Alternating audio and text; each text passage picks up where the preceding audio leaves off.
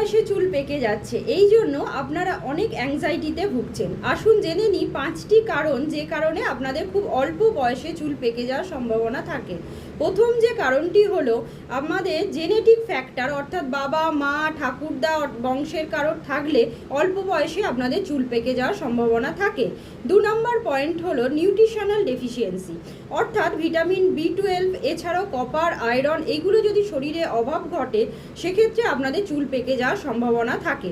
3 নম্বর হলো আমাদের এই মডার্ন যুগে লাইফস্টাইলের বিভিন্ন রকম চেঞ্জেস এসেছে, যেমন আমরা বেশি পরিমাণে স্মোকিং করছি, তার সঙ্গে অ্যালকোহল রেগুলারলি ড্রিঙ্ক করছি, এছাড়াও আমাদের ওজন বেড়ে যাচ্ছে, আমরা চুলে বিভিন্ন রকম কেমিক্যালস ইউজ করছি বা কালার ইউজ করছি, তার ফলেও কিন্তু আমাদের চুল পেকে যাওয়ার সম্ভাবনা থাকে। এরপর 4th নাম্বার যে পয়েন্টটি হলো সেটি হলো আমাদের বিভিন্ন রকম ডিজিজ থাকার জন্য কিন্তু আমাদের অল্প বয়সে চুল পেকে যেতে পারে। সেটা থাইরয়েডের প্রবলেম হতে পারে, ভিটিলিগো হতে পারে, সেক্ষেত্রে কিন্তু চুল পেকে যায় অল্প বয়সেই। 5 নম্বর পয়েন্ট হলো অক্সিডেটিভ স্ট্রেস।